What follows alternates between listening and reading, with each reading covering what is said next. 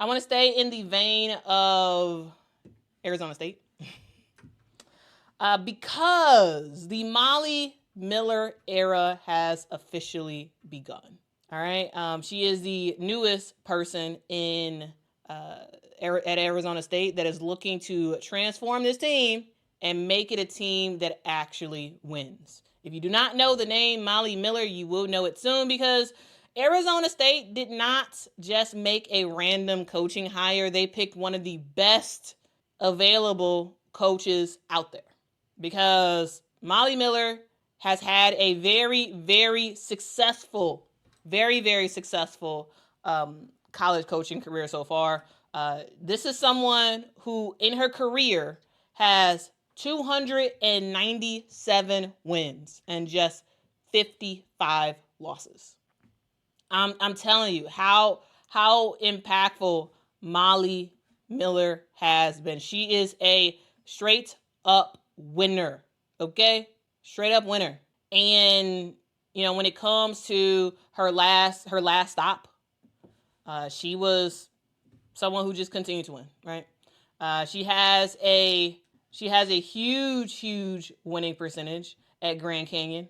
This is someone who was 85% as a coach, a winning percentage, 85% as a coach at Grand Canyon University, where she was 69-12 at home. Crazy. This is someone who overall, as I said, was someone who just did not lose very much. This is someone who had 32 wins this past year with Grand Canyon. Brought them to an NCAA championship. 117 wins in her 5 seasons at Grand Canyon. My point is, Molly Miller is a winner. And she has gotten picked up by Arizona State because Arizona State wants to win, right? They want to win. So, with that being said, the Molly Miller era begins. This is she coached a team that was pretty dominant in their actual conference. This is someone who actually beat Arizona State. So when a coach is really good and they beat you on a team that doesn't get a lot of attention, what does ASU do? Well, they hire her. Because when someone outcoaches you, sometimes you just got to hand them the keys. And here's the thing, as I talked about, Molly Miller is a winner. She's also a builder. When she took over at Grand Canyon University, they were barely treading water. In 5 seasons, she turned them into a mid-major powerhouse. Before that, she was 180-17 at Drury, where she coached, which was a D2 school. Winner, as I said, winner. And the thing that really helps her out is her defensive looks, right? She is someone who preaches defense. Her teams are going to play full court basketball. They're going to force turnovers. They're going to make life miserable for the team on offense, right? She has a controlled chaos type of game strategy for her, and she is absolutely looking to make some noise. And with that being said, she has brought in some huge transfers. Now, are they elite transfers that's going to change the game? No, but it's definitely going to make Arizona State way more competitive. Last year, they went 10-22 on the season, and they have not had a winning season since 2020. This team has struggled, right? They have absolutely struggled. And on top of that, they have 2 of their top scorers that are out the door, right? And Jaylen Brown and Ty Skinner. They're both out the door. And now Molly Miller, she's at Arizona State. She's not showing up empty-handed though, because she was able to get some good transfers in Gabby Elliott, Jordan Jones, McKenna Brackens, Molly Washnick, and of course Last-Tier Poa. She's trying to stack pieces fast and make an effort in this portal era. She's doing some rebuilding, and she's trying to figure out pieces to actually make Arizona State, a way more successful team, and to rock out from there. Now this rebuild, hey, I don't think it's going to take 5 years for this rebuild to happen because she's going to a more prominent school than Grand Canyon. To be honest with you, nobody was checking for Grand Canyon when it came to women's basketball. I mean, no one really checks for Arizona State now, but Arizona State's in a better conference. And so I don't think the rebuild is going to take 5 years for Molly. It may take 2 to 3 years for her to be able to transform this team from a 10-22 squad to a NCAA tournament competing squad. Because when you bring in a head coach who has never had a losing season in her life, and you give her the keys to a Power 4 program with legit resources, things are going to change for Arizona State fast. So yes, Lasser Poa moves to Arizona State. That matters. Now, of course, is Lasser Poa this elite player? No, I would say not. But I do think the fact that you got somebody from Penn State, you got someone from Denver, you got someone from UNLV, from Pitt, and now you got someone from LSU going to Arizona State. It's a matter of time before Arizona State continues to get bigger and bigger players to leave their programs and go to the Sun Devils. This is a new blueprint for the team. This is a new coach, and this is a new identity that will be built on pressure, grit, and if Molly gets her way, a whole lot of wins. So guys, let me know in the comments. Do you all think that Molly can turn ASU into a Big 12 contender in her first year or two? What do you think? Or do you think it'll take a little bit longer to get there? I'm very curious to hear y'all thoughts about this. Also, do y'all even care?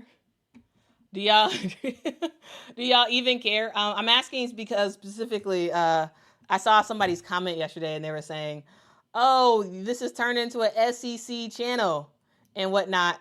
But I feel like the majority of y'all care about the SEC, and y'all don't care as much about anybody else.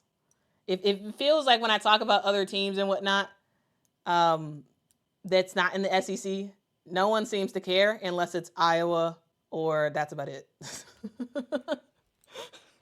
and so I'm just curious. I'm just let me know. Just let me know, guys. Just let me know.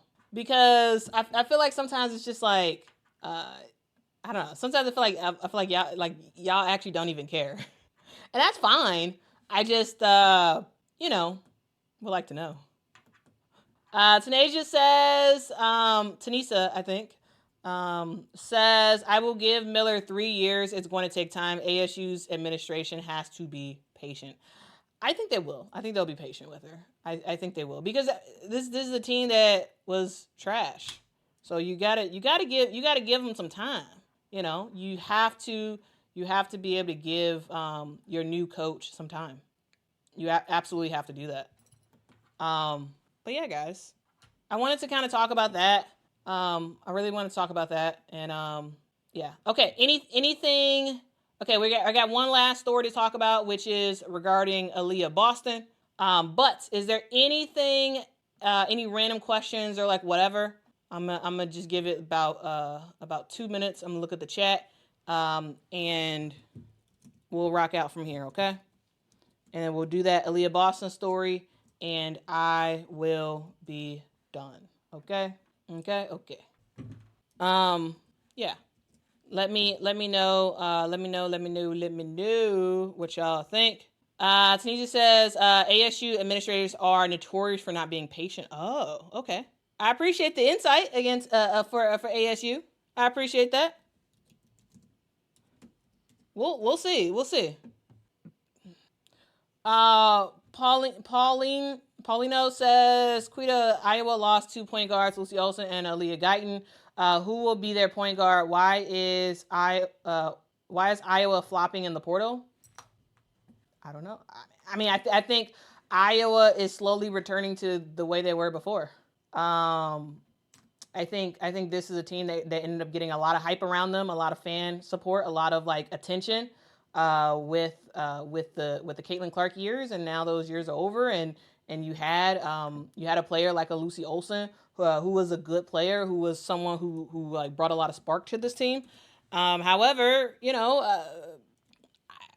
I don't expect them to be able to like flip huge names. I don't in the portal. The reason why is because it's Iowa. Like, I think that Iowa is a great place, Clearly. They have a great culture there and whatnot, and they have a basketball legacy and whatnot. However, they're not competing for a national championship. And I don't think we'll see some of the biggest names decide to go there. Some of the biggest point guards decide to go there. I mean, I just think that that's what it is. It is what it is. They had their awesome minutes in the sun. They did. They were fantastic. And now it's back to normal. I don't think that's an insult. I just think that's a thing. I think that's reality, right? I think that's reality. And so, yeah. Will Iowa get a top-notch point guard to join their program in the transfer portal? I don't think so. Will they get a good player in the transfer portal? Yes. Probably a couple. But that will transform the team and make them, will they get someone on the level of Lucy Olsen? No. It is what it is. It is what it is. It is what it is. W. Bazil says, Quita, don't change the way you produce your show. I come here for information on the entire women's basketball landscape. The chat is going to chat. Well, yeah, that's true. Dylan says you have to have some love for Iowa to play/live there. I mean, I think Iowa's a great place. I do. I think Iowa's a really, really great place. It's just that I think a lot of people who never been there are afraid of it in a way. But I think it's a great place. But when it comes to competition, I think players are way more likely to go to a South Carolina or a UConn or a, Maryland or Duke or something like that than Iowa, All right. Desi says, Julia Poe reported the Chicago Sky training facility will be delayed into 2026 to accommodate significant additions. I was waiting for something to come out about that because here's the deal. The Chicago Sky have not started anything with their build yet. Nothing has started. Nothing has started with the Chicago Sky. And am I surprised about a possible delay? No, I am not surprised at all. At all. I am not surprised. Not surprised. Because, it's probably going to be something else down the line too. Because they haven't started anything. They have started nothing when it comes to, a rebuild. Nothing has started when it has come to construction. They had that digging, fake digging ceremony thing where they turn over dirt and then they left and that was about it. So yeah, nothing's happening. Nothing's happening at all. Philly fan says, do you think Malaysia will end up at LSU or Ole Miss? I don't know. No idea.